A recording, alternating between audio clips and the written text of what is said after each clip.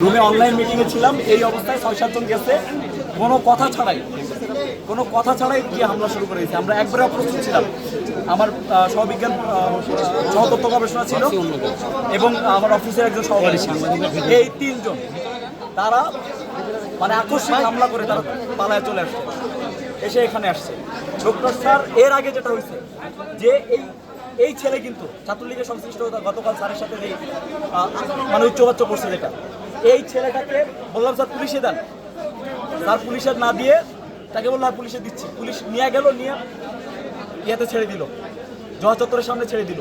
সেই ছেলেটা আমি গিয়ে বসছি মাত্র গিয়ে আমার উপর গিয়ে হামলা করছে। এটা দায় আমি মূলত কাকে দিই? ওখানে সংশ্লিষ্ট যত সাধারণ শিক্ষার্থী ছিল আজকের এই ঘটনায় আমার উপরে হামলা হতে পারে, তাদের উপর হামলা হবে না এটার গ্যারান্টি। এখানে আসার পরে প্রক্টর স্যার তাদের ভিতরে ঢুকে গেটে তালা লাগাই দিল। এটা জানা কথা যে এখানে রিডিং রুম, এখানে পরিবেশ নষ্ট হবে। সে একটা দপ্তরে গিয়ে হামলা করে আসছে, এখানে ব্যক্তিকে হামলা করে যেত, সে আচ্ছা শুধু গিয়ে হামলা করে আসছে। এখানে একদম টু দ্য পয়েন্ট একটা প্রশ্ন করি, একটা বিশ্ববিদ্যালয় সেন্ট্রাল লাইব্রেরিতে ঢুকে বিশ্ববিদ্যালয় কেন্দ্রীয় ছাত্র সংসদের নেতারা এবং একটা রাজনৈতিক সংগঠনের নেতারা তারা কি এখানে হামলা করতে পারে কিনা? বিশ্ববিদ্যালয়ের কেন্দ্রীয় ছাত্র সংসদের অফিসে গিয়ে কোনো শিক্ষার্থী বা কোনো ছাত্রলীগ হামলা করতে পারে কিনা, এটা নিরাপত্তা আমি ডিজার্ভ করি কিনা? সেটার প্রতিবাদ স্বরূপ কি আপনারা আইনের হাতে তুলে দিয়ে দেখলাম তো কি হলো? আইনের হাতে তুলে দিলাম তো, আপনাদের সামনে আইনের হাতে তুলে দিলাম। আইন কতটুকু করতে পারছে আমাদের ইনসাফ? 2 বছর ধরে ছাত্রলীগের ব্যাপারে কোনো ডিসিশন না নিয়ে আজকে এই পরিস্থিতিতে তারা নিয়ে আসলো। এটা দায় আমি কাকে দিব? আমি আইনকে দিব, আমি প্রশাসনকে দিব। যখন তারা দিতে পারতেছে না তখন তো আমাকে নিতে হবে। হ্যাঁ, ওখানে আহত মানে কি? কোথায় ওনার এখানে মানে ইয়ে দেখা যাচ্ছে, সাদা মাংস দেখা যাচ্ছে, এমন বাজে অবস্থা। অনেকে আকস্মিকভাবে হামলা করা হয়েছে।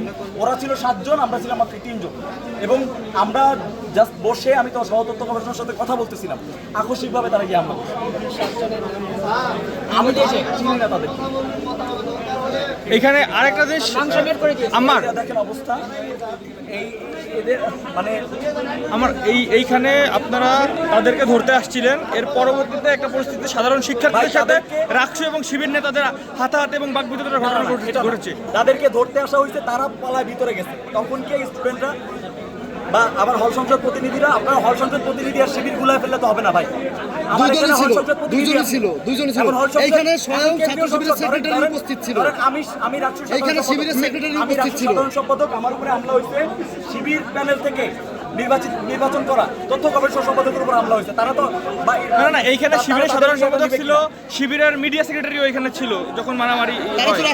এটার ডিসিশন তাদের থেকে নিতে হবে, এটা তো এবং এর পরবর্তীতে রাকসু নেতাদের সাথে সাধারণ শিক্ষার্থীদের একটা ধস্তাধস্তির ঘটনা ঘটছে। আমরা বের করে নিয়ে আসার চেষ্টা করছি, কোনো ধস্তাধস্তির কিছু না। তারা তাদের জায়গা থেকে তারাও বুঝে উঠতে পারে না যে ভিতরে আসলে কি হচ্ছে। ভিতরে 15 মিনিট ধরে ছাত্রলীগের 3 জন ওখানে ভিতরে ছিল, তাদের উচিত ছিল বের করে দেয়া, তারা এটা বুঝতে পারে নাই। আর এখানে উদ্দেশ্য ছিল তাদেরকে নিয়ে বাইরে বের হয়ে আসা। এখন পর্যন্ত কিন্তু তারা টেবিল ধরে বসে আছে, তাদেরকে আনতে গেলে ভিতরে যাইতেই হবে, মাস্ট বি।